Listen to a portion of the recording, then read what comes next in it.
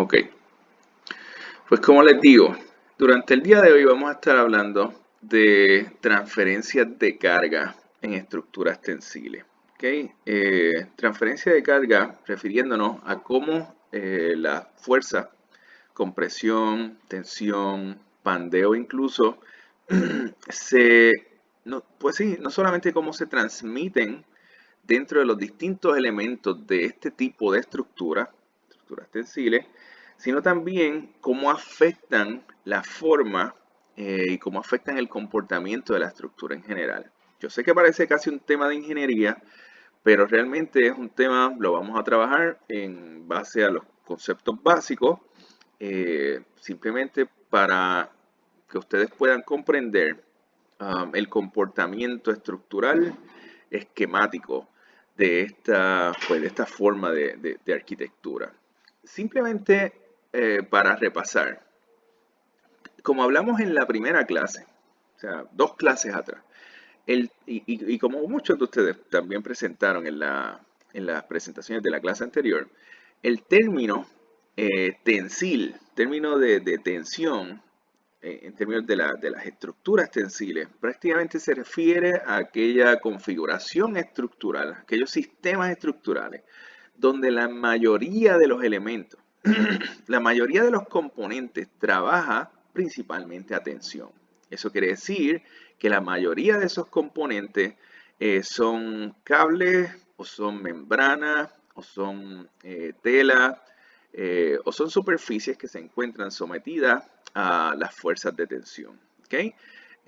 Otra manera de verlo, o sea, vamos a suponer que vamos a tratar de definirlo de una forma quizás hasta más simple, es que si tú haces un frame estructural, un frame de componentes rígidos, ¿okay? Tienen que ser componentes rígidos, eso quiere decir que también son sólidos, no son flexibles.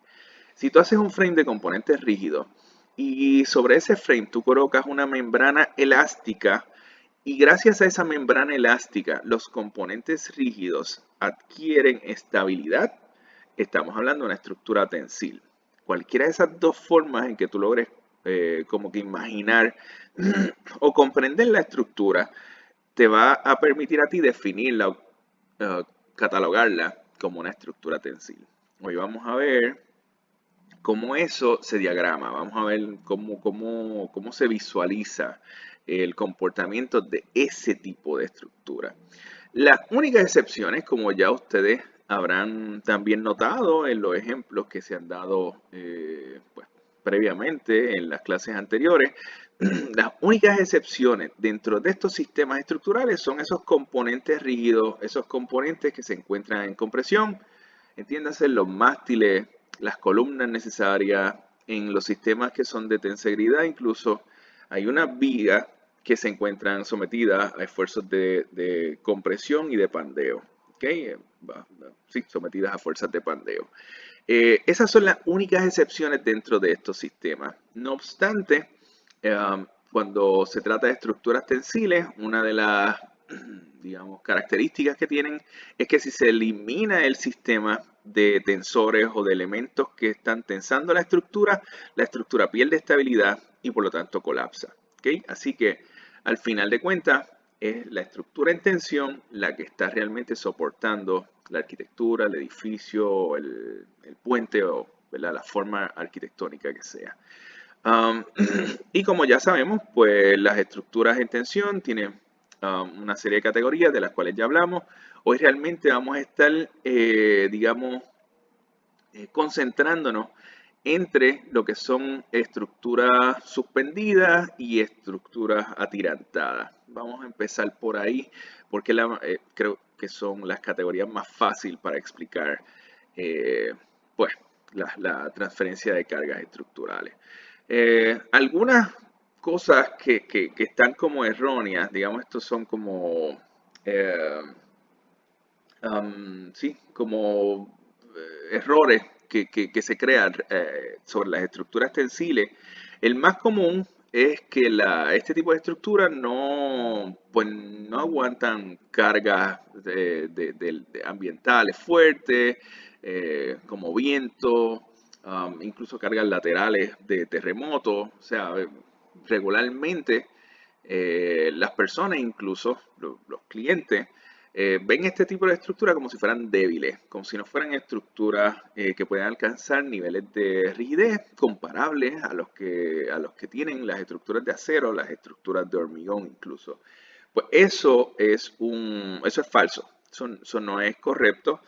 Las estructuras tensiles, las estructuras con membrana, las estructuras de tela, se pueden hacer, son tan seguras, son tan rígidas, se pueden hacer con la misma capacidad estructural, pues que las otras categorías de estructuras que funcionan principalmente a compresión. Obviamente, las estructuras tensiles, hay ciertos elementos bajo ciertas condiciones bueno, que no se recomiendan. Por ejemplo, sobre un cable, tú no lo puedes tratar como si fuera una viga que soporta efectos de pandeo, porque el cable no hace eso, el cable es elástico. Por lo tanto, no funciona así. Así que se trata de no hacerlo. No significa que no se puede proponer, no significa que no se puede resolver, pero en términos de las características del material y la función estructural dentro del edificio, pues no es algo que se recomienda, tampoco sería la forma más costo efectiva de resolver el problema, por lo menos en situaciones normales. La otra cosa que a veces como que es como un malentendido es que estas estructuras de membranas y de tela son fáciles de romper. O sea que le da el viento y vuela en canto. Seguramente, si tú diseñas un sistema estructural tensil, si tú diseñas una estructura que va a funcionar con membrana o con un sunshade o una cosa así, y lo vas a comprar en Home Depot o tú compras la superficie en Amazon y te cuesta 75 pesos, seguramente se va a romper porque entonces eso está ya, pues no cumple, realmente no pasa por códigos de construcción. Es un producto que se hace con otro propósito y estaría sometido a fuerzas de desgarramiento, que sí, seguramente, para que, tú sabes, para lo que no está diseñado. Muchas de esas cosas que se compran en Home Depot y que se compran en Amazon, si tú lees las letras chiquitas, te dice claramente que eso no aguanta cargas de viento, que eso no aguanta no aguanta peso adicional al peso propio de la superficie. Y por lo tanto, si se entiende que esa membrana o ese producto va a estar sometido a ese tipo de carga, tienes que removerlo. O sea, si tú eres dueño de un hotel o tú vas a montar un sistema de pérgola y vas a utilizar esa membrana que te venden por ahí por ahorrarle dinero al cliente, la recomendación es, si viene un huracán, si viene tormenta, incluso si hay vientos que se ven que son superiores a los vientos normales del área, la recomendación es quitarlo hasta que pase el evento y se vuelva a poner. ¿Okay? Así que sí, esas cosas baratas se rompen. Ahora, las membranas que se diseñan específicamente para las estructuras que se catalogan como estructuras tensiles, son membranas extremadamente fuertes, son membranas diseñadas para soportar cargas extremas, tienen una duración potencial de 20 años de uso, o sea, 20 años de vida. Estos no son materiales que tú puedes incluso agarrar y con la mano estirar. Estos son materiales que se tienen que someter a unas cargas de tensión específicas para que estiren y adquieran la forma que tienen que adquirir.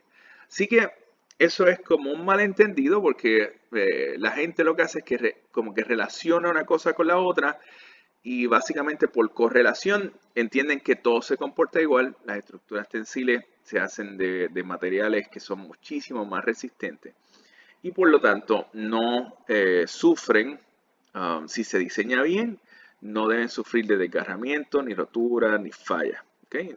Sobre todo teniendo en cuenta que si la estructura tensil, el elemento en tensión falla, falla todo. Entonces, ¿por qué las estructuras tensiles tienen la forma que tienen? En eso es donde vamos hoy a vamos a intentar comprenderlo, vamos a profundizar un poco en eso. ¿Por qué las estructuras tensiles pueden ser paraboloides hiperbólicos, pueden ser cónicas, pueden ser como si estuvieran infladas, pueden ser si tuvieran forma de barril?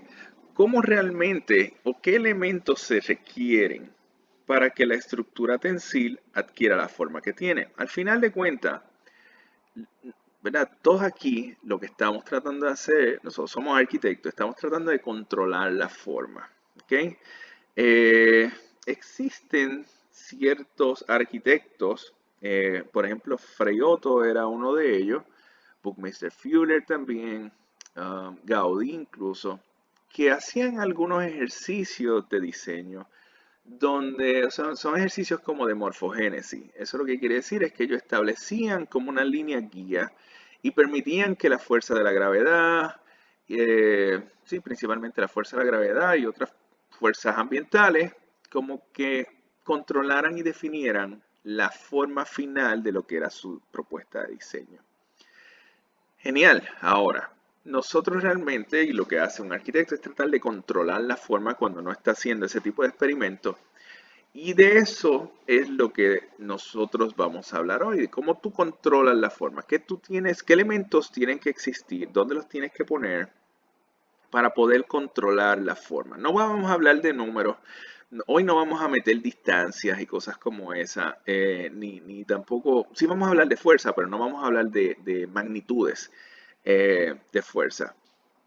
Así que en esa parte, hoy no hay matemática. Lo que sí es importante saber, ¿qué hacen los elementos? O sea, ¿cuáles se necesitan, por ejemplo, para tener un paraboloide hiperbólico? ¿Hacia dónde tiene que moverse la fuerza? ¿Cómo es que carga esa estructura? ¿Cómo se transfieren las fuerzas por ella? ¿Okay? Vamos a suponer, ¿verdad? Miramos esta forma que está aquí, es una forma con una membrana, tiene como esta viga en el centro, que es como un arco. Entonces, si tratamos de entender esta estructura, yo realmente recomendaría comenzar eh, entendiendo la fuerza o lo que está haciendo el arco. ¿Okay? Tenemos un arco, esto es como si fuera una viga, está prácticamente apoyada fijamente. Vamos a asumir que esto está fijo en estos dos puntos de acá, y en el centro la estamos elevando una distancia X, la distancia que sea, simplemente se está subiendo. Entonces sobre esa viga colocas una membrana, la membrana, vamos a ver casi al final de la clase, es una membrana elástica, y entonces esa membrana la tienes que apoyar en ciertos puntos, pero también la tienes que estirar. O sea, de esa manera, este elemento pudiéramos decir que es un elemento que funciona a compresión, mientras la membrana la estamos estirando, la membrana está funcionando a tensión. Obviamente, dependiendo de las distancias donde se colocan esos puntos, dependiendo de la distancia en la que se colocan, ¿verdad?, los puntos de apoyo del arco, la altura es lo que termina definiendo la forma de esta estructura tensil, la morfología como tal, el resultado final, el impacto que tiene esto. Finalmente, la tectónica de la arquitectura. Básicamente son los elementos a compresión, las membranas o los elementos a tensión y las distancias en los puntos de apoyo entre ellos. ¿Okay?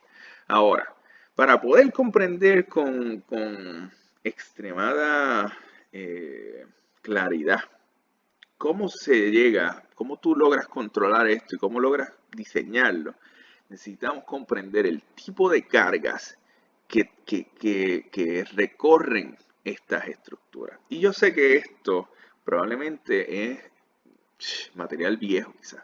Ustedes lo han escuchado en la clase de estructura, y si no lo han escuchado lo vamos a repasar, lo van a escuchar por primera vez, y si lo escucharon pues lo vamos a repasar. Distintas cargas. Cuando yo hablo de cargas, cuando los ingenieros hablen de carga, nos estamos refiriendo a fuerza. Una carga estructural no es otra cosa que fuerza dentro de la estructura. En ocasiones los ingenieros prefieren utilizar el término de carga para referirse a carga viva cuando están hablando de personas moviéndose sobre las estructuras o elementos que se están moviendo, que son movibles sobre las estructuras. También se refieren a carga muerta cuando son elementos que están quietos, pero que están pues siendo soportados por la estructura. Carga, fuerza. Hay distintas fuerzas bueno, hay muchas fuerzas actuando en la estructura al mismo tiempo. Algunas de ellas tienden a dominar el elemento estructural dependiendo de la posición dentro de la configuración, dentro del edificio y dependiendo, pues, tú sabes, la interacción que tiene con el exterior o con las cargas exteriores, cargas de viento, cargas de terremoto, cargas laterales, etc. La fuerza de cortante, por ejemplo. Esto seguramente Profesor, ustedes... Sí, una pregunta, el propio peso de una estructura puede considerarse una carga también. el propio peso de la estructura siempre se considera carga muerta. Siempre. El peso de la estructura pues, es la carga que el propio edificio tiene que soportar. De hecho, esa es la, la primera carga que un ingeniero tiene que asegurarse de que el edificio soporta. Porque eso es cuando los edificios en Haití, por ejemplo. En Haití, previo al 2010, se conocía que muchas de las edificaciones que se hacían en concreto se hacían, no cumplían con los códigos, por lo tanto los perfiles eran más finitos de lo que se suponía y los edificios podían colapsar durante la construcción. Es más, un ejemplo todavía muchísimo más reciente que pasó con un arquitecto, sé que es una firma famosa, no me acuerdo ahora mismo el nombre, pero pasó creo que fue en Ciudad de México, hace como 4 o 5 años atrás. Están haciendo me parece que era como una losa comercial, era como una cosa, una parte comercial, y la losa estructural durante la construcción, antes de que tuviera las cosas puestas, colapsó. Eso significa que no aguantaba el propio peso de su propia estructura. Estaba mal diseñado para soportar carga muerta. La carga muerta es la carga más, yo no quiero decir que la más importante, porque quizá no lo es, pero es la carga la más significativa, creo. Es la que más efecto tiene sobre el edificio cuando va a pasar algo. O sea, la carga viva siempre es como una carga que fluctúa, a veces externa. O sea, y entonces cuando interactúa con la carga muerta es que las cosas fallan. Cuando los terremotos, o sea, por ejemplo, todo lo de la carga de terremoto es como si fuera una carga externa. Cuando interactúa con la carga muerta del edificio es que el edificio realmente pues falla. Cuando los errores pues provocan consecuencias sobre el edificio.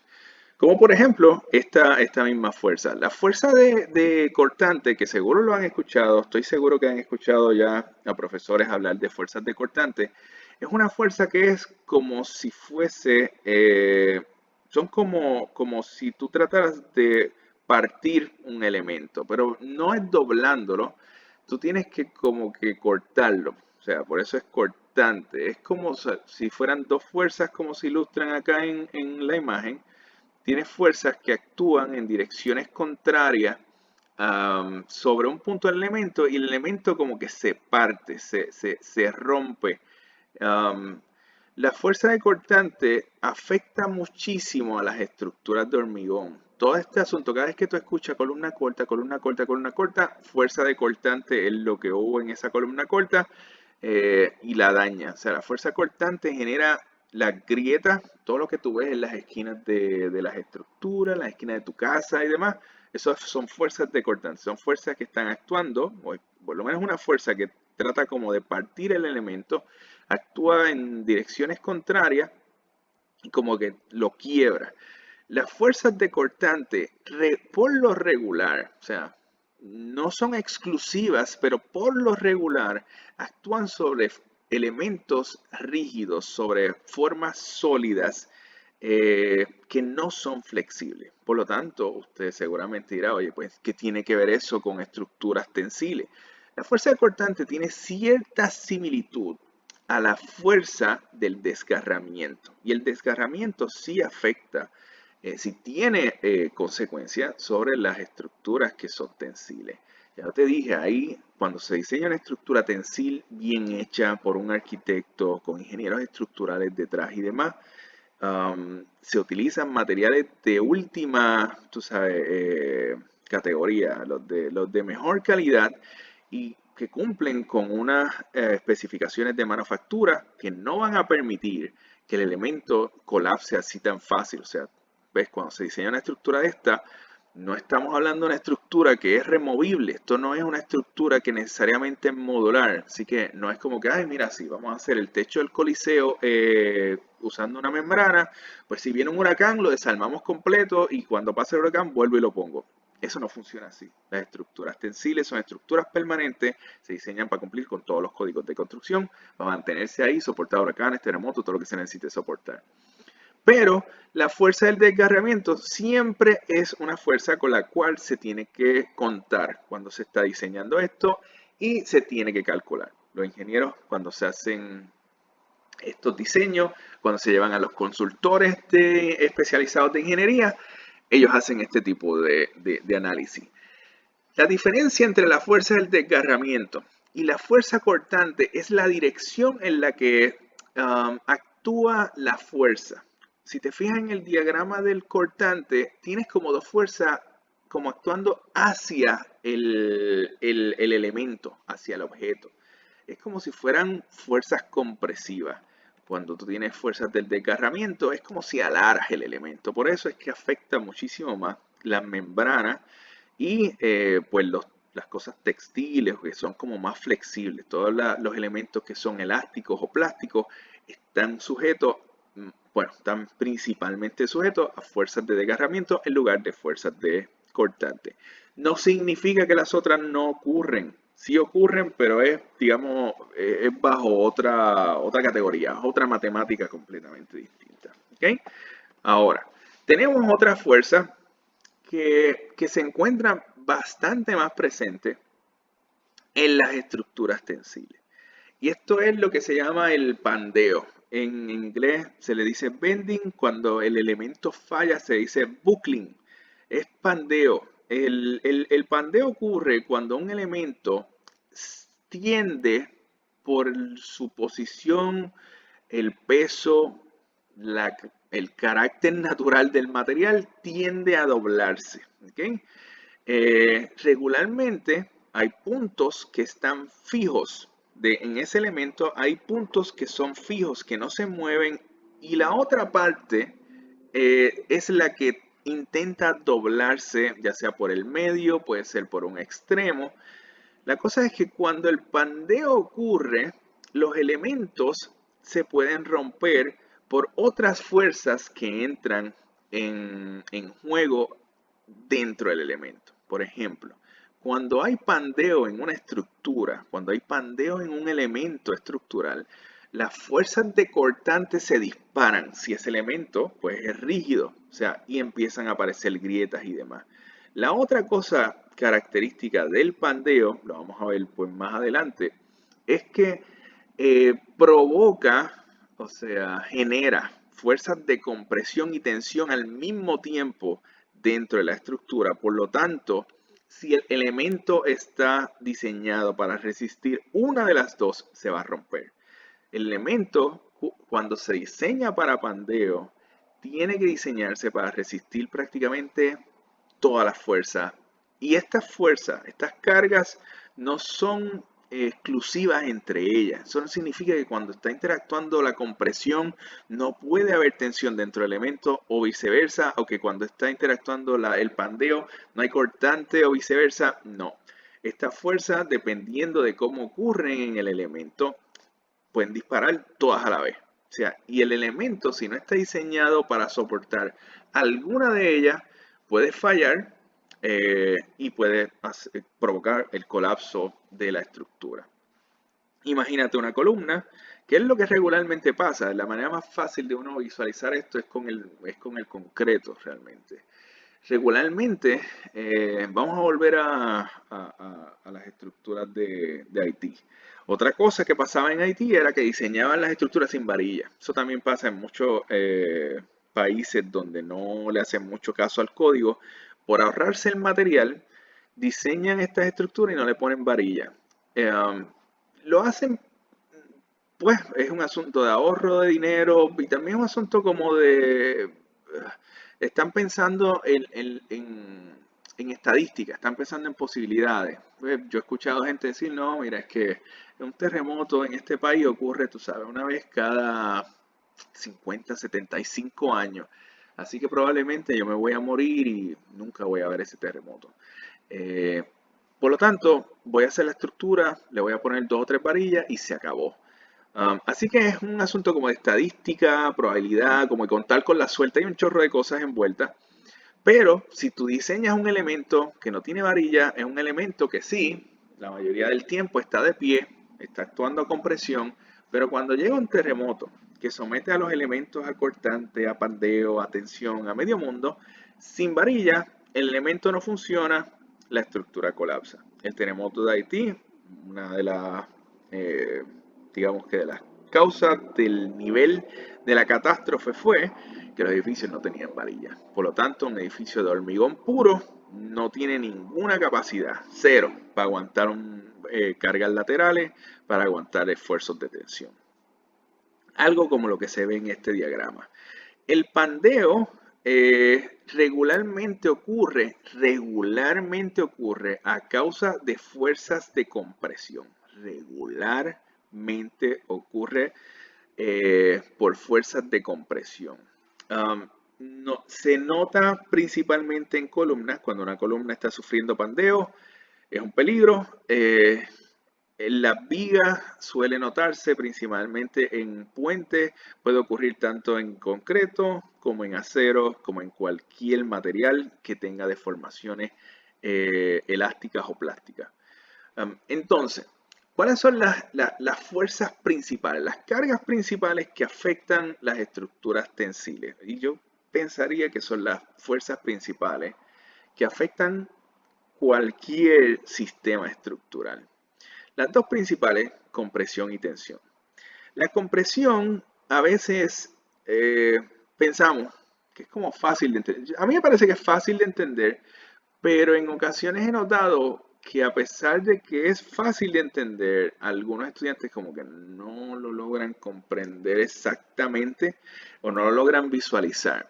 La idea de estos diagramas es que vamos a intentar visualizarlo. La compresión es una fuerza de empuje, es cuando tú tratas de aplastar algo. ¿Okay? Ahora, si nosotros tratamos de visualizar el efecto de la fuerza de compresión, si tú estás tratando de aplastar algo, la pregunta es, ¿qué sucede? Para poder visualizarla, ¿qué sucede cuando se elimina la fuerza de compresión? ¿Qué sucede cuando quitamos la fuerza de compresión?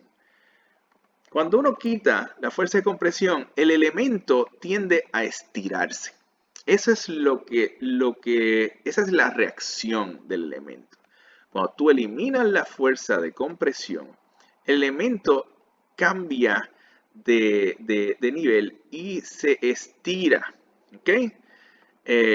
Porque le eliminaste pues la fuerza. Esa sería la reacción. La fuerza de compresión lo que hace es que te aplasta, ¿ok? Hace que el volumen se aplaste. Para tú eliminar la fuerza de compresión y el elemento, la reacción debería ser que se estira, ¿ok? Si elimino la fuerza del otro lado, el elemento se estiraría de ese punto donde se eliminó la fuerza de compresión.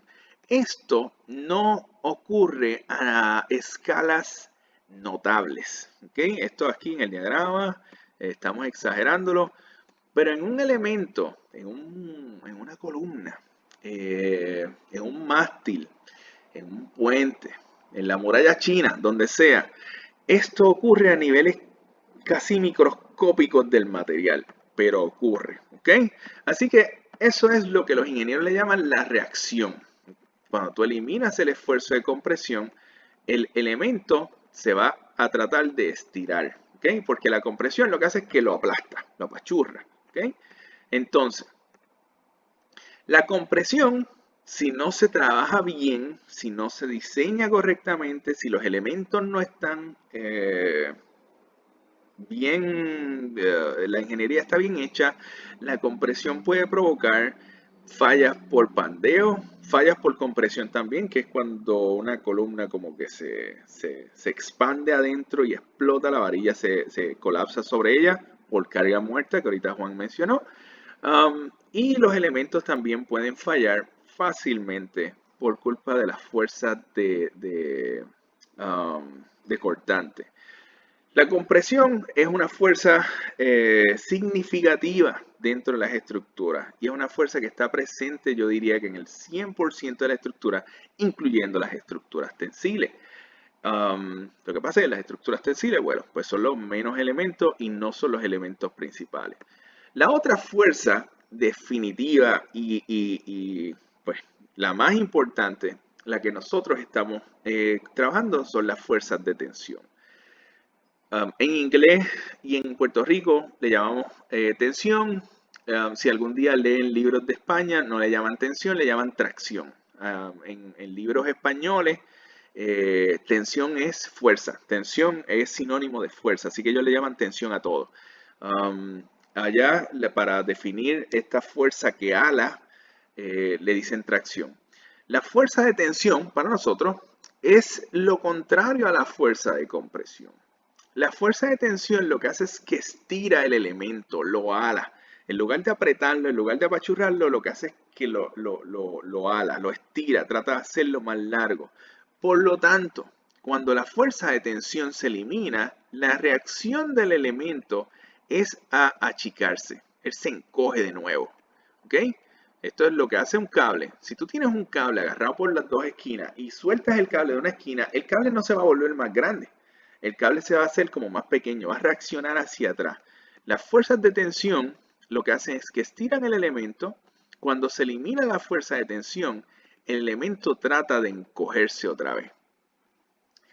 Esas reacciones son extremadamente importantes que ustedes las comprendan. Son extremadamente importantes que ustedes sepan cómo se comportan esas reacciones porque es mucho más fácil entender una estructura por la reacción que tratar de entender cómo la carga o cómo la fuerza realmente en la dirección que se mueve.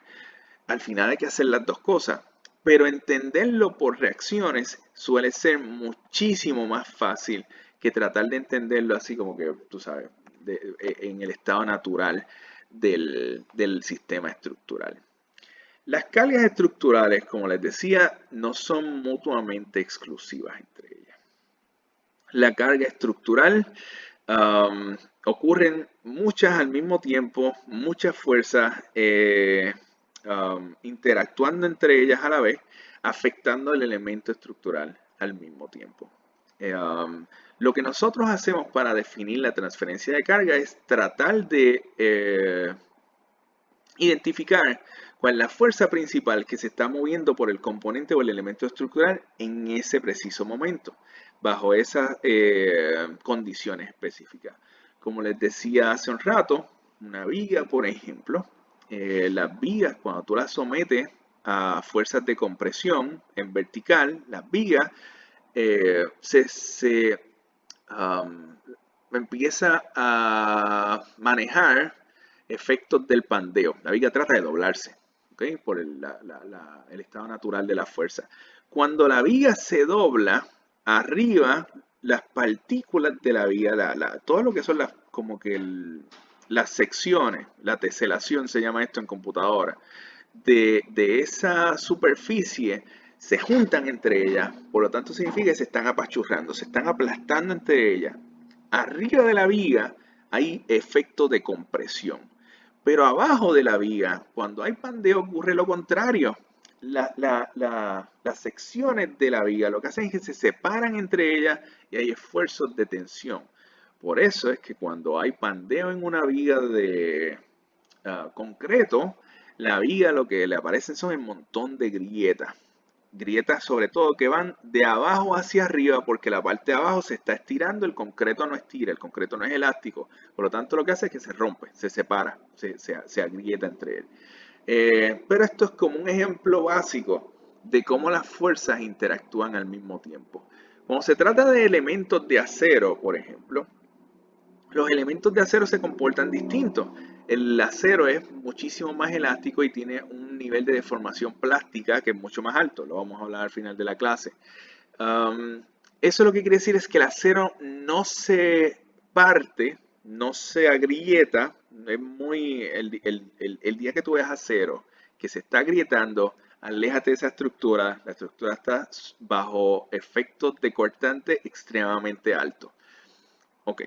El acero por naturaleza no se va a agrietar, pero se va a deformar, se pandea mucho porque es más flexible. Por lo tanto, cuando se trata de elementos de acero, el pandeo genera las mismas fuerzas, compresión arriba, tensión en la parte de abajo. Cuando es demasiado, la estructura lo que hace es que se deforma tanto que no puedes regresar a la posición original y vas a ver como si la viga rotara. ¿Ves? La vas a ver deformada, además de hacia abajo, es como si la hubieras tratado de rotar por el medio. Ese es el efecto natural debido al material. La madera, que es un elemento que se usa muchísimo para estructuras tensiles, lo que hace también es un poquito más parecida al concreto, en el sentido de que la madera no tiene niveles de elasticidad extremadamente altos, lo que implica es que cuando tú trates de pandearla, el cortante la va a afectar muchísimo, se va a partir por el mismo medio. Tú puedes hacer el experimento en tu casa, tratas de agarrar un lápiz, tratas de pandearlo y en lugar de él doblarse, la madera lo que hace es que las fibras se separan, no son tan elásticas y se parten. Por eso, y siendo que el pandeo es una de las fuerzas a las que está sometida las estructuras tensiles, debido a la acción que tienen las membranas y los cables, ¿verdad? Suspendidos o atirantados, el acero suele ser uno de los materiales principales para trabajar los elementos que van a estar sometidos a ese tipo de carga, los mástiles. Todo lo que va a llevar compresión, cualquier elemento que va a resistir pandeo, se trata de utilizar acero. Ustedes lo habrán visto en las imágenes ¿verdad? Que les mostré en la primera clase. Seguramente también lo vieron en los propios ejemplos. Quizás no lo habían reflexionado, pero ahora, si lo vuelves a repasar, vas a notar que casi siempre las estructuras tensiles llevan acero. Mucho acero, los mástiles y demás se hacen con acero, por el simple hecho, ¿verdad? De que están sometidos a fuerzas de pandeo significativas durante mucho tiempo, probablemente todo el tiempo. ¿Okay? Vamos a Profesor, mirar, sí. quería hacerle una preguntita, ¿verdad? Quizás no tenga mucha relación con estructuras tensiles, Ajá. pero en el caso de este sistema estructural del pretensado y el posttensado, tengo un poco de duda de cómo funciona, pero cómo es que funciona en sí y cómo su composición, pues, si puede lograr alguno de estos efectos. El pretensado y el posttensado, que conste, ambas cosas regularmente los términos se usan para diseños de estructura de concreto, pero son términos, tú sabes, son definiciones independientes del cemento. Pretensado lo que significa es cualquier elemento que se tenga que tensar, cualquier elemento, cualquier material que tú tengas que tensar antes de colocarlo en su lugar, puede ser una estructura prefabricada o modular, se considera un elemento pretensado. Cualquier elemento que tú tengas que tensar por cualquier función estructural después que está colocado en su posición en el lugar, se considera posttensado. La diferencia entre eso está, a veces se hace muchísimo en estructuras de concreto, porque cuando tú pretensas una estructura de concreto, esa estructura está mucho mejor preparada para resistir fuerzas de pandeo, precisamente pandeo y tensión. El posttensado básicamente hace lo mismo, o sea, la única diferencia del posttensado es que necesitas como mejor espacio, suele ser más fácil de trabajar, es más económico, pero necesitas mucho más espacio en la estructura, en el edificio para lograrlo. El pretensado se hace en una fábrica, no necesitas tanto espacio, puede tener como que limitaciones importantes en términos de infraestructura. Pues por tal razón también la manufactura del elemento suele ser un poco más cara. De eso nosotros sí vamos a hablar, definitivamente no tanto, porque como te digo, tampoco vamos a hablar tantísimo de estructura de concreto en este curso, pero sí lo vamos a mencionar. Cualquier puente, por ejemplo, hoy vamos a hablar de varios puentes. Cualquier puente que sea una estructura tensil y lleve elementos de concreto, como en el caso del puente de Santiago Calatrava, muchos de ellos, muchas veces, si el mástil es de concreto, tiene que ser postensado. En muy pocas ocasiones se hace pretensado porque significa que tendría que construirse de manera modular, que siempre es postensado. Se pone en el lugar y se aprietan los cables del mástil. Um, pero sí, tranquilo, que eso vamos a repasar con mayor, vamos a preparar más gráficas con mayor detenimiento para poder entenderlo. Pero Me prácticamente, parece bien, gracias. sí, no, lo que te digo, las dos cosas se aplican bajo las mismas circunstancias. Cuando son luces amplias, cuando hay fuerza de carros, cosas como esa, que el puente siempre está vibrando, se utilizan este tipo de elementos. Um, para entender las fuerzas que afectan a una estructura tensil, tenemos que entender entonces qué hace cada elemento de ello. Ahora mismo ya prácticamente repasamos las distintas fuerzas. Cómo actúa la compresión, cómo actúa la tensión, el pandeo, el cortante, el desgarramiento. Fuerzas principales. Esas no son las únicas fuerzas que se encuentran en las estructuras, por si acaso, pero esas son las principales que pudiéramos encontrar en las estructuras tensiles. Ahora, si tomamos este ejemplo, que está en la pantalla, esto incluso es una maqueta básica, nosotros pudiéramos analizar la estructura en base únicamente a las fuerzas que están actuando los elementos. Por ejemplo, la compresión. Los elementos sólidos, los elementos rígidos, regularmente están actuando a compresión. Y digo regularmente porque no pasa siempre.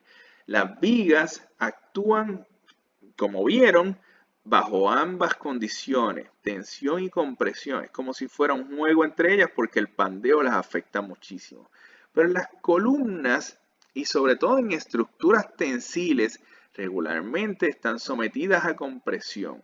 Si notan, o sea, y si lo imaginan incluso, si esta membrana fuera lo suficientemente fuerte, ¿verdad? Estirara con fuerza y estos puntos de acá también fueran igual de fuertes y los puntos de apoyo de los elementos rígidos fueran fuertes, ¿qué sucedería con los mástiles?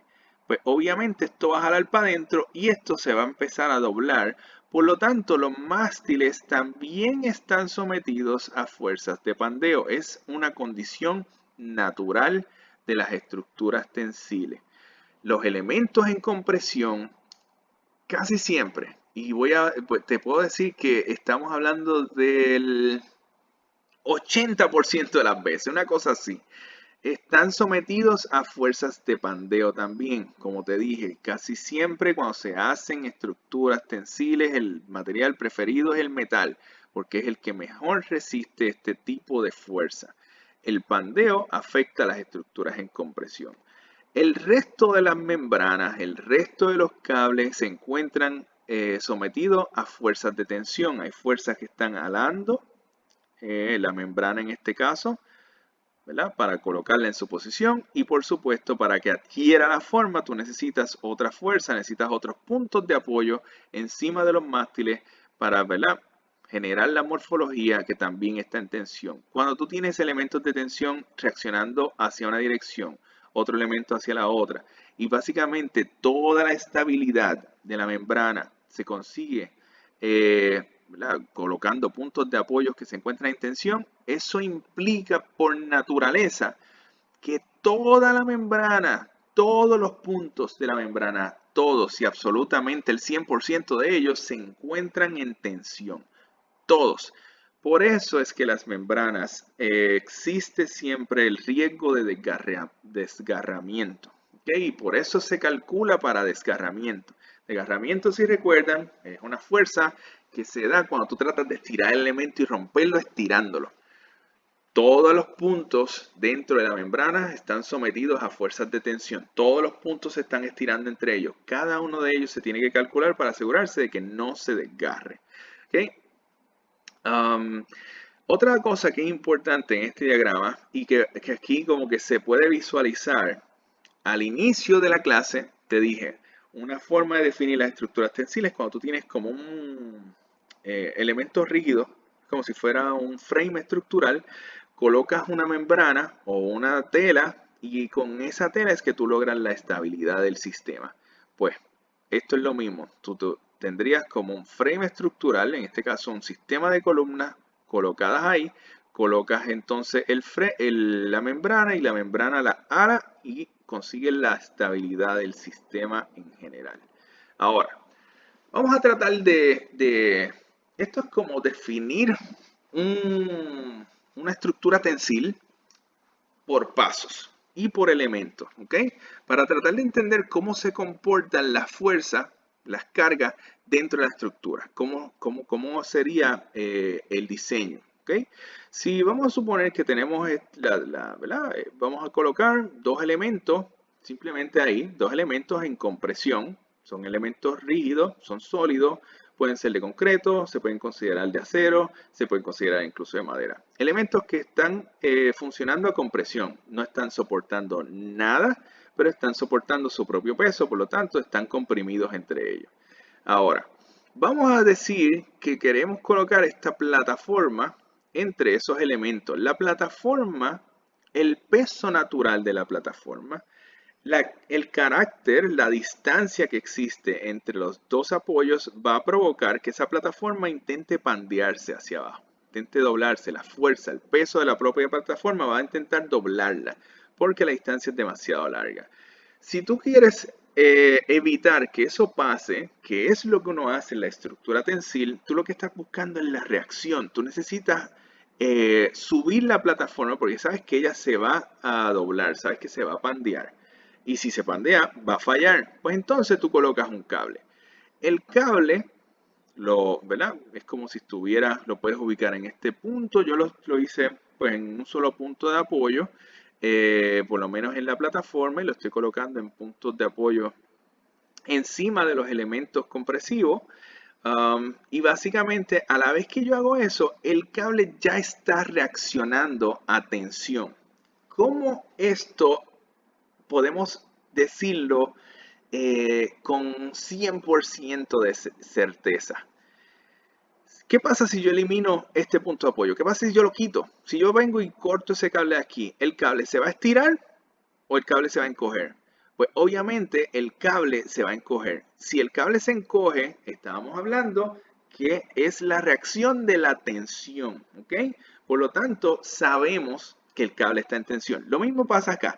Si yo elimino este punto de aquí, el cable realmente va a caer acá, se va a estirar, va a añadirse volumen. Nope.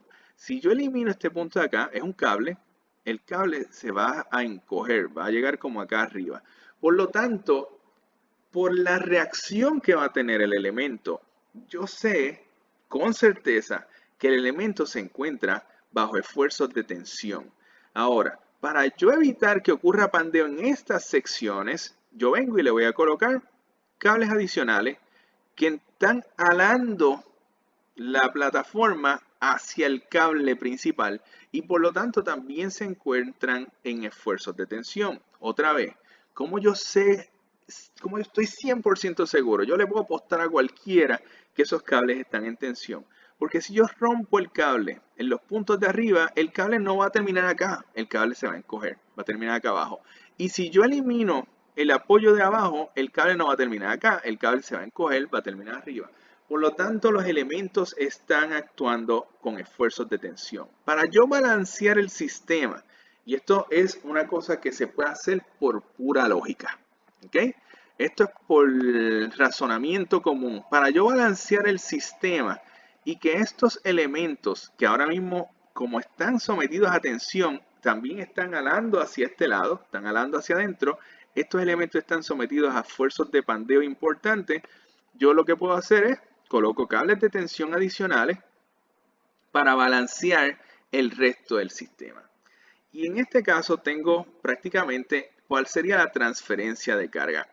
Gracias a conocer las reacciones de los elementos, las reacciones de los cables, yo puedo entonces definir cómo se comporta la carga, cómo se transmite la carga a través de la estructura. Esto es un diagrama de transferencia de carga típico. Esto yo lo hice en PowerPoint, tú sabes, esto es pura flecha, esto no es nada profesional, pero esto es prácticamente lo que se considera un diagrama de transferencia de carga. Cómo las cargas se mueven dentro de los elementos hasta que llegan al nivel del suelo, cómo se transmiten. Pues en este caso, yo no solamente estoy explicando cómo se diseñaría el sistema, la estructura tensiva, en este caso suspendida, sino también cómo se están transfiriendo las cargas. La carga, si te fijas, no está moviéndose aquí y yendo hacia el otro lado. Eso no pasa. Esto es como cargas distribuidas o el efecto de, ¿cómo se llama? Sí, el área distribuida. La estructura, al ser simétrica, todas las cargas que se encuentran de este lado se van a mover hacia acá. Se van a tratar de ir por el apoyo más cercano. Mientras que las que se encuentran de este lado van a moverse hacia acá. Ninguna de estas va a moverse por acá y tratar de bajar por la columna. Eso no va a pasar a menos que se rompa. Si por aquí hay una falla estructural, pierde la continuidad estructural con los sistemas de apoyo, entonces todas estas cargas van a hablar de este punto, todas. Y si el mástil y el cable no están diseñados de manera redundante para soportar el montón de cargas de este lado, la estructura va a colapsar en consecuencia. Este diagrama es importante entenderlo, este diagrama es importante saber replicarlo. Ahora mismo lo que nosotros hicimos fue un puente suspendido típico, el Golden Gate. Así es como funciona esto. Son mástiles que funcionan como elementos de compresión, una plataforma que por la distancia entre los puntos de apoyo, por naturaleza, intenta doblarse y pandearse. El cable de suspensión se coloca para balancear la estructura y para que esta sección de aquí a acá, que todavía es larga, no se pandee, le colocamos cables de tensión que están amarrados al cable principal de suspensión. En este caso, la transferencia de carga agarra el elemento, en vez de ir hacia abajo, hacia arriba, ala la tensión hacia arriba, ala de nuevo y baja a los mástiles principales en este caso. Vamos a tratar de hacer otro ejemplo para que, ¿verdad? Para estar seguro de lo que estamos haciendo y estar seguro de comprender los conceptos básicos. Imaginemos en este caso que vamos a utilizar solamente un elemento a compresión, un solo mástil, digamos, ¿ok? Y en este caso, en vez de hacer una plataforma suspendida, vamos a trabajar con un elemento envoladizo. Aquí prácticamente, si uno dijera, bueno, pues ¿cómo lo aguantamos? ¿Cómo nos aseguramos de que esta cosa no se caiga? ¿Cómo hacemos una estructura tensil basado en esta configuración estructural? La respuesta es bastante fácil. Vamos a colocar cables de tensión que van hacia este mástil. Como sabemos que el mástil por los cables de tensión va a estar sometido a pandeo, o sea, este punto de acá que está suelto, no tiene nada, no hay nada agarrándolo, está solamente fijo en la parte de abajo, este punto va a tratar de pandearse, va a tratar de doblarse hacia acá. Pues para yo evitar eso, digo, pues le voy a colocar otro cable de tensión para mantener el equilibrio. Por lo tanto, la suma de todas estas fuerzas van a bajar por este cable de tensión. Este cable de tensión naturalmente va a ser más fuerte y ancho que todos estos cables. Es como si los combinara. Ahora, vamos a suponer que esta es una opción nada más y tú como arquitecto dices, esto no es lo que yo quiero, no tengo el espacio, yo no puedo colocar este cable de acá. Por razonamiento, por lógica, existe la opción también que tú puedes, para evitar el pandeo del elemento, tú giras el elemento. Tú puedes, si es un elemento rígido, si es un elemento sólido, en lugar de hacerlo así, lo colocas en ángulo. Tú cambias el ángulo del elemento y te aseguras de que el elemento entonces se vuelva más resistente a pandeo. Si todavía tú quisieras hacerlo mucho más resistente, o sea, tú estar seguro de que esto no va a fallar por pandeo, tú incluso pudieras darle forma pandeada hacia el lado contrario. O sea, tú mismo provocas pandeo en el elemento hacia el otro lado. Hubo un ejemplo de, sí, creo que fue del puente de Calatrava, de uno de los equipos en la clase pasada, donde el elemento estaba como segmentado. Pues eso se hace para contrarrestar la fuerza. Este ejemplo es prácticamente el puente atirantado de Santiago Calatrava en Sevilla, me parece que es que está es como se diseñó este proyecto. Prácticamente son cables en tensión, el elemento está inclinado para que no esté sujeto a la fuerza de pandeo extrema que provocarían los cables y por lo tanto este puente se le puede eliminar toda la parte de acá y el puente se queda perfectamente estable. No necesita este apoyo de aquí. El puente se sostiene en voladizo, está perfectamente en balance. Es una estructura tensil que está en balance y apoyada en un solo punto. ¿Ok? Entonces, otra cosa importante que necesitamos comprender, o sea, digo, antes de pasar a esto, esto es casi que una variación del tema. Yo quiero saber si hasta aquí hay alguna duda o pregunta, porque de esto nosotros vamos a tener que trabajar una asignación para la próxima clase. Hasta aquí, en entender cómo se transfieren las cargas, ¿hay alguna duda o pregunta? ¿Entender estos diagramas? No, profesor. ¿Estamos bien? ¿no? Okay. Recuerden, lo más importante siempre es tratar de comprender la reacción del elemento. ¿Qué haría el elemento? ¿Okay? ¿Cómo reaccionaría si se elimina del apoyo de un lado? O sea, este cable, si tú eliminas el apoyo de acá, el cable no se va a estirar, el cable lo que va a hacer es tratar de encogerse. Lo mismo pasaría si eliminas de acá, el cable trata de encogerse, por lo tanto son elementos de tensión. ¿Okay? La columna, por ejemplo, cuando tú tienes, vamos a pensar, déjame por si acaso, déjame volver aquí.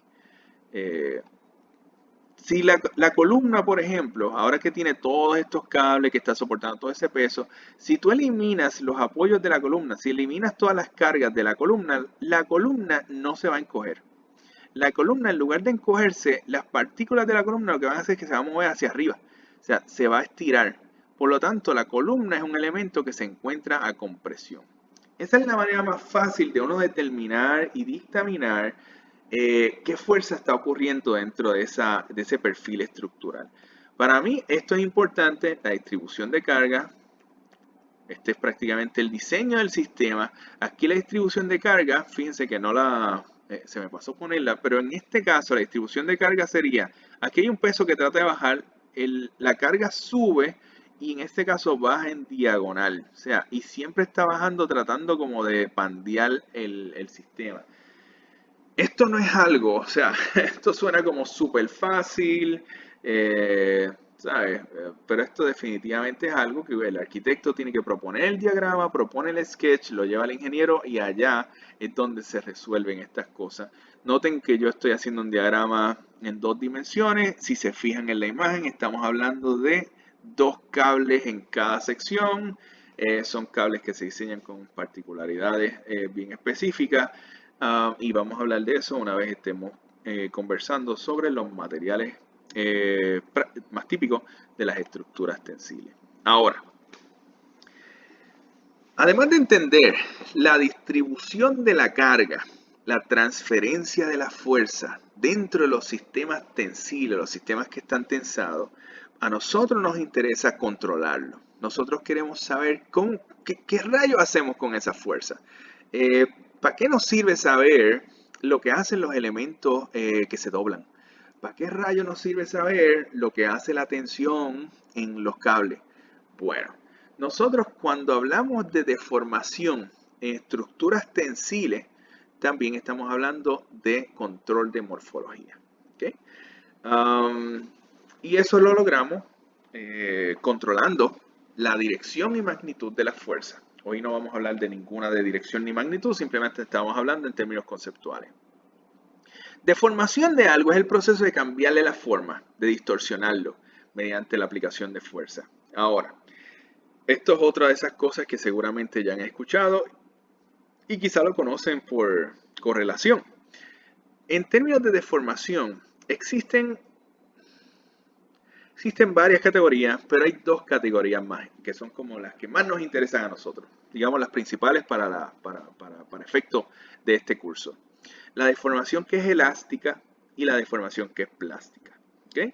La deformación elástica, como se ve en esta imagen, es esa deformación que cuando tú le quitas la fuerza, cuando tú eliminas la aplicación de la carga, el elemento regresa a la forma original, a una forma como de reposo. ¿Okay? Si en este caso yo suelto la banda, la goma esta, por uno de los lados, se va a encoger, va a regresar a su posición original porque estaba tensado.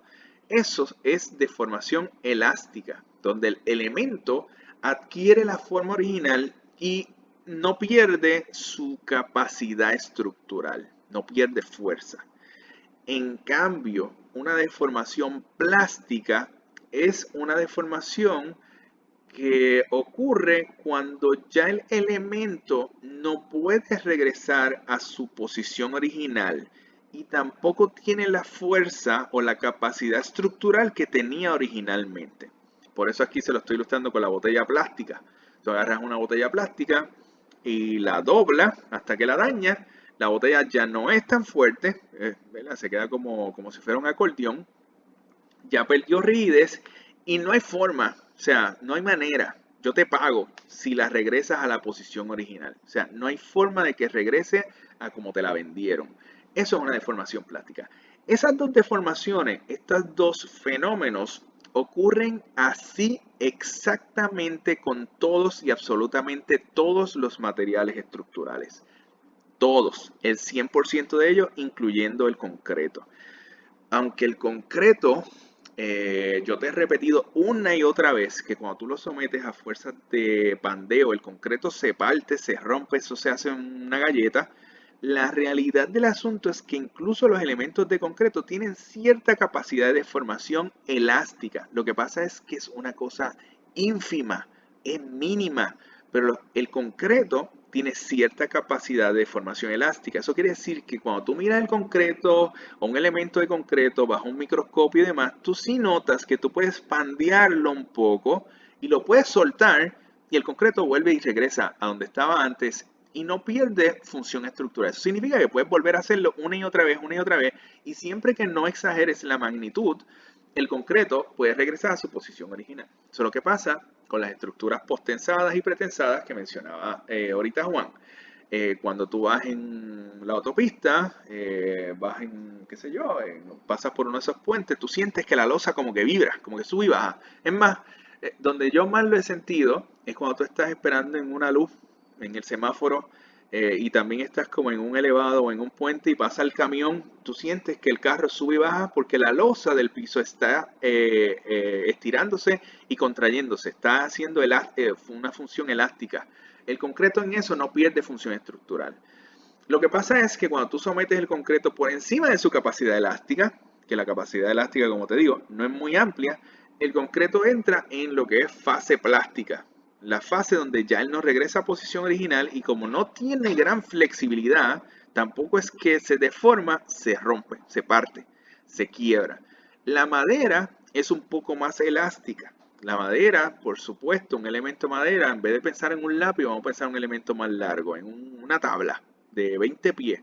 Una tabla de 20 pies, tú puedes deformarla bastante sin que la tabla pierda su capacidad estructural. Eso quiere decir que tú la sueltas y ella como que vuelve y regresa a donde estaba. No obstante, la madera, igual que el concreto, cuando tú la deformas lo suficiente y pasa su estado elástico y llega a la categoría plástica, la madera se rompe, la madera se parte, las fibras entre ellas se separan y se vuelve quebradizo también como el concreto. Bueno, no tanto como el concreto, pero quebradizo porque se parte.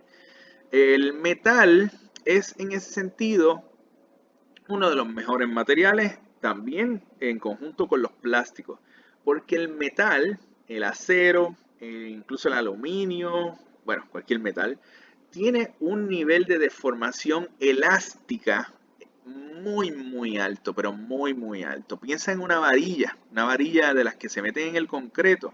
Tú puedes agarrar una varilla por una esquina y otra persona por la otra y prácticamente casi se pueden juntar entre ustedes y sueltan la varilla y la varilla regresa a la posición original. El metal, la composición del metal es extremadamente elástica. Es un elemento extremadamente elástico, un material de construcción extremadamente elástico. No obstante, igual que el resto de los materiales de construcción, bueno, el resto de los materiales, tiene un nivel de deformación plástica. El nivel de deformación plástica es cuando ya la parte elástica no aguanta más, entra el factor, digamos, el comportamiento plástico, que es cuando tú deformas la varilla a tal nivel que cuando la sueltas se quedó doblada. Ya la varilla ahí no sirve. La varilla se estiró tanto, bueno, no sirve por lo menos para funciones dentro de, tú sabes, como varilla derecha, dentro del concreto, palosa. Pero ya la varilla prácticamente pierde capacidad estructural en ese punto determinado. ¿Okay? Todos los materiales son iguales, incluyendo la banda de goma. La goma, que también tiene formaciones elásticas tremendas, tú la puedes estirar tanto, antes de partirse, entra en fase plástica, lo que significa es que, no sé si has visto que se pone como blanca. De momento, eso es cuando las partículas se estiraron tanto que ya no pueden regresar a la posición original y la banda se quedó estirada, se queda estirada por siempre. Ya no regresa jamás a la posición original ni a su capacidad estructural, ni siquiera regresa a su capacidad elástica. En todo esto que les estoy diciendo, algo que ya deben de haber notado es que no existe un material que sea una cosa o la otra. Todos los materiales, todas las formas tienen los dos niveles de deformación. Tienen niveles Esa era mi pregunta, profesor. ¿Cómo? Esa era mi pregunta, si un material puede tener las dos cualidades. Todos los materiales tienen las dos cualidades, todos. Los materiales primero tienen un nivel de deformación elástica. Hoy yo no te voy a presentar la gráfica porque para este curso es inmaterial, pero en la clase de estructura, me parece que en estructura 1 o estructura 2, seguro te van a enseñar una gráfica donde se ve el nivel de que aguantan los materiales en términos elásticos. Todos los materiales, la madera, el PVC, el metal, el carbón, las piedras, todos los materiales, todo menos el agua. Cualquier cosa que tenga cierto nivel de rigidez, tiene tanto deformación o nivel de deformación elástico, que es el nivel de fuerza que se le puede aplicar antes de que cambie de forma permanentemente. Y tiene niveles de deformación que son plásticos. El nivel de deformación plástico, contrario al elástico, es cuando ya la forma la estiraste tanto que no puede regresar a su posición original. Nosotros, para diseñar estructuras tensiles, el nivel de deformación que vamos a trabajar es con el elástico. Si en algún punto se alcanza un nivel de deformación plástico en cualquiera de los elementos de las estructuras tensiles, la estructura no sirve. La estructura falla, porque significa que uno de los elementos que no tiene fuerza estructural, el sistema completo está en peligro de colapso. ¿Okay? Eso es distinto al diseño de estructuras que funcionan principalmente a compresión. En estructuras que funcionan principalmente a compresión, hay ciertas cosas como varillas dentro de columnas que se aprovechan los niveles de deformación plásticos. Para hacer los aros en las columnas o para hacer conectores de concreto o para hacer, qué sé yo, transferencias de cargas en elementos de concreto también se usa. Hay ciertos puntos dentro de las estructuras donde el nivel de deformación plástica no solamente es deseable, se busca, se provoca. ¿Okay? En estructuras tensiles no funciona así. Todos los elementos siempre tienen niveles de deformación elástica. El ingeniero los tiene que calcular para que si el elemento se suelte, regrese a su posición original, porque es como único el elemento tiene fuerza, está provocando la estabilidad del sistema. ¿Okay? Entonces, vamos a pensar cómo controlamos eso, cómo nosotros podemos controlar la deformación y digamos como que balancearlo un poco con la morfología del sistema. Vamos a pensar que este cuadro que está ahí en la pantalla es elástico. Eso es realmente una membrana de tela elástica, como si fuera licra. ¿Okay? ¿Qué pasa cuando tú le sometes a esa tela fuerzas de tensión en estos costados, en estos lados de este cuadrado? Pues se supone que la forma deforme más o menos así. La forma tiende a estirarse en esta, ¿verdad? En esta posición, tiende como que a encogerse en esta de acá, es como que entra y aquí vuelve y se estira en esta posición. Si pudiéramos visualizar como unos rayos X de esta estructura, vas a notar también que hay como unas líneas que son la teselación del sistema, que son un montón de elementos, vamos a hablar de esto en otra clase, son elementos finitos, que son los que calculan las computadoras, que se están deformando todos iguales, o sea, están cambiando de posición como de manera armoniosa en conjunto con ¿cómo se llama? Los boundaries, el perímetro de la membrana, ¿ok? Todos los elementos adentro son como si pudiéramos dividirlo en 100 puntitos. Todos esos 100 puntitos se estuvieran comportando como si fueran un enjambre. Al mismo tiempo se deforman y todos reaccionan bajo la misma condición de fuerza. Eso significa que todos reaccionan en tensión. Si le cambio la posición o la dirección, la orientación de la fuerza, como es un cuadrado, la deformación va a ser idéntica simplemente que en la orientación y dirección de las fuerzas de tensión aplicadas. Pero la deformación va a ser idéntica y la distribución de los puntos y la distribución de las cargas internas de la membrana también va a ser idéntica. ¿Okay?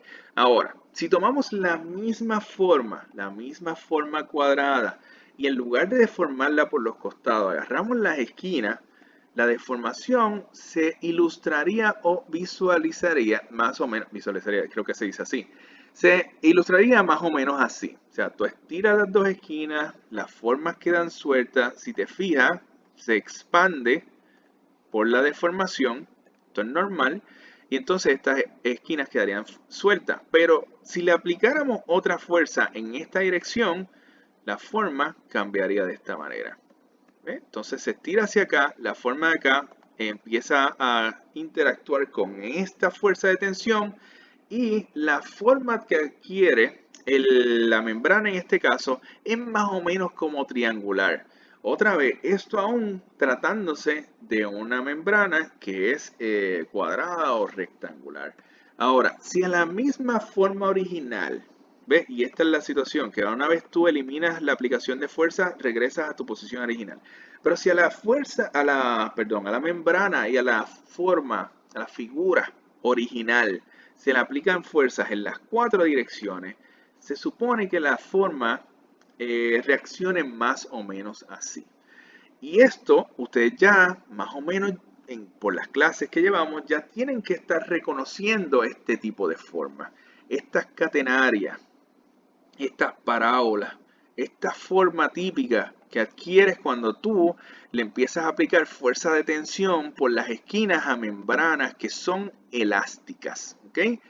Ahora, si otra vez, volvemos. Si esto fuera la membrana de Home Depot, si esto fuera la membrana de Amazon, regularmente esas membranas lo que tienen es, ahorita yo te mencioné como la teselación, elementos finitos y demás, que son este montón de líneas que se ven en Rhino. En esas estructuras que son como más económicas, tú puedes incluso mirarlas de cerca y vas a ver como el entrelazado del tejido para que se logre hacer esta función elástica. En las membranas que se mandan a fabricar, de las cuales vamos a hablar en otra clase, pues en esta no concierne, pero en esas membranas que se van a fabricar, ese tejido se hace específicamente para adquirir la forma y dimensión que el arquitecto decida. En las baratas tú no determinas estas curvas, tú no sabes cuánto va a ser. Tú colocas los elementos, colocas los apoyos, estiras y separas los componentes en compresión, lo que los tengas que separar, y básicamente eso es casi morfogénesis. Tú estás sujeto y el resultado final está sujeto tú sabes, a la deformación como que natural del material. En el caso de membranas que se mandan a fabricar, no es así. No está sujeto a la deformación natural, esa cosa se calcula, se fabrica y se mide. Y el arquitecto puede decirle al ingeniero, mira, yo desde este punto acá lo que quiero que se deforme son 4 pies o 5 pies. Y necesito que la otra esquina se deforme 10 pies, porque aquí yo quiero provocar que entre el sol. Esa cosa se calcula, esa cosa el arquitecto la decide y la determina. Por lo tanto, cuando se hace un diagrama, cuando se hace un sketch, cuando tú quieres hacer esto y como que interpretárselo al ingeniero, en ese sentido, si va a ser una cosa bien pro, tú puedes especificar cuánto tú entiendas y necesites. Para efectos de la clase y para efectos de lo que nosotros vamos a trabajar, prácticamente quizás no hay que llegar a ese nivel, pero sí quería hacer la salvedad porque cuando se está haciendo esto de manera profesional no es simplemente al azar, no es algo que ocurre por, ¿sabes? No se deja al efecto de la fuerza de gravedad, salvo aquellas excepciones cuando el arquitecto realmente sea eso lo que esté buscando, como Frei Otto o Antonio Gaudí. ¿Okay? Debido a esas fuerzas, debido a las fuerzas de tensión, debido a los componentes, se pueden adquirir distintas formas, distintas figuras, gracias a las deformaciones sobre la membrana elástica. ¿Okay? Algo importante que está en este slide, pero que no estaba en el slide anterior, es el hecho de que la forma también va a cambiar dependiendo cuál es la forma original. ¿Okay? La deformación cambiará dependiendo de la forma original. Noten que yo trabajé con un cuadrado, o sea, y lo deformé, pero saben que vienen membranas en forma triangular, vienen membranas en forma de pentágono, vienen membranas que son como pentágonos, es más largas de un lado, que se pueden deformar de formas distintas. Dependiendo la morfología original de la membrana, dependiendo la figura con la que se comienza a trabajar, la deformación se va a dar de una forma o de la otra. Noten que algo que aquí pasa, y esto pasa en realidad, es que cuando se someten un cuadrado a 3 fuerzas de tensión, este lado de acá casi queda derecho, casi queda cuadrado. En cambio, cuando tú estás trabajando con un triángulo y lo sometes a las mismas 3 fuerzas de tensión, ninguno de los lados te queda derecho. ¿Ok?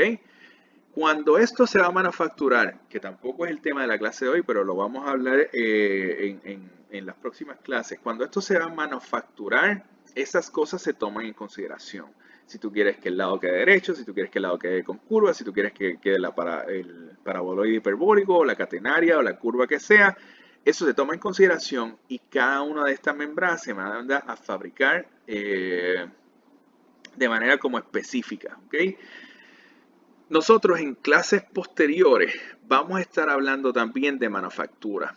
No lo quise mezclar con el tema de hoy porque me parece que hoy debemos concentrarnos en el hecho de transferencia de carga y generación de formas a través de fuerzas. ¿Okay? Eso es básicamente lo que trata la clase. Pero también vamos a hablar en futuras clases de la manufactura de estas membranas porque es completamente distinto a lo que parecería lo lógico. Es totalmente diferente. ¿Okay? Prácticamente la clase de hoy termina aquí, como le dije. Acabamos de ver 60 slides, pero relativamente corto. Pero sí quiero preguntar antes de pasar a lo que vamos a hacer ahora. ¿Alguna duda o pregunta hasta este nivel? Hasta aquí. ¿Duda o preguntas con la deformación? ¿No? Ok. No, profesor. Esto es lo que vamos a hacer. Nosotros ahora tenemos lo que vendría a considerarse el primer quiz, entre comillas, / asignación. Esto tiene el valor de 10%. ¿Ok? Y este es el primero de probablemente 3 que vamos a dar. Así que esto tiene el valor de 3%, no es para hoy, pero tienen el tiempo de la clase para poder hacerlo hoy. Si quieren lo pueden hacer hoy, a mí me da igual. La cosa importante es que se tiene que entregar antes de la próxima clase del próximo sábado a las 9 de la mañana. No durante la clase, tiene que ser antes, porque en la próxima clase, el próximo sábado a 9 de la mañana, ustedes lo van a enseñar y lo van a explicar. Esto quiere decir que así que es un quiz que casi tienen que presentar en la próxima clase. No es nada difícil, ¿ok? La parte 1 de lo que tienen que hacer es que tienen que identificar y seleccionar una estructura tensil. Identificar y seleccionar. La pueden documentar con fotos o imágenes del internet. ¿Qué quiere decir eso? Que no tiene que ser una estructura que está alrededor de tu casa, no tiene que ser una estructura que está, tú sabes, en Puerto Rico. Puede ser una estructura particular que te llame la atención del internet. Ya tuviste las categorías que yo expliqué hoy. No tienes que quedarte dentro de ellas, pero en la medida en que lo hagas, se te va a hacer más fácil analizar la estructura porque puedes utilizar la clase, pues tú sabes, para dejarte llevar como referencia. Puedes utilizar una estructura tensil que esté en el internet. Yo te recomiendo utilizar algo que sea fácil, tampoco tan difícil, porque yo necesito que diagrames la transferencia de todas las cargas de esa estructura. Así que si escoges el Coliseo, tú sabes, o el Estadio Olímpico de China, pues diagramar la transferencia de carga no va a ser el ejercicio más fácil del mundo y básicamente no vas a poder trabajar nada de diseño en la semana para poder hacerlo. Yo te recomiendo que hagas algo que sea fácil, simple. Esa primera parte, en cierta manera, tú estás estudiando un precedente en términos de transferencias de carga, ¿ok? Déjate llevar de los diagramas que hice hoy. No tienen que ser nada complejo. Son puras flechas, puros colores. Es un diagrama prácticamente bidimensional. ¿Ok? Monolineal casi. La parte 2 de la asignación es un poco más creativa. ¿Ok? Implica un poquito más de diseño, un poco más de reflexión y esfuerzo mental. En esa segunda parte tú tienes que imaginar una membrana elástica deformada por fuerzas tensiles. Tú vas a definir la compresión y la tensión de los elementos requeridos. Y no es que estoy hablando de números. Yo quiero que tú me digas, mira, esto va a llevar 15 elementos en compresión o 6 elementos en compresión y yo voy a utilizar una membrana en tensión o voy a utilizar 2 membranas en tensión. Tú vas a definir los elementos que son requeridos para lograr compresión y tensión para alcanzar esa forma que tú estás definiendo, esa forma que te estás imaginando. Y luego yo necesito que tú me diagrames cuáles son los pasos para lograr que se deforme esa forma, para que se valga la redundancia, para lograr que se deforme esa morfología, cuáles son los pasos necesarios de aplicación de fuerza. ¿Ok? Básicamente esas son las dos partes que ustedes me tienen que entregar antes de la próxima clase, antes del sábado a las 9 de la mañana, porque me lo tienen que explicar el sábado a las 9 de la mañana. Parte 1. Identificas y seleccionas una estructura tensil y la analizas. Me dices cómo se comportan las cargas. Parte 2. Diseñas una estructura tensil. Esa es básicamente la instrucción. La vas a diseñar, pero me tienes que diagramar cuáles son los pasos lógicos para lograr esa forma que estás proponiendo. ¿Ok? Ahora,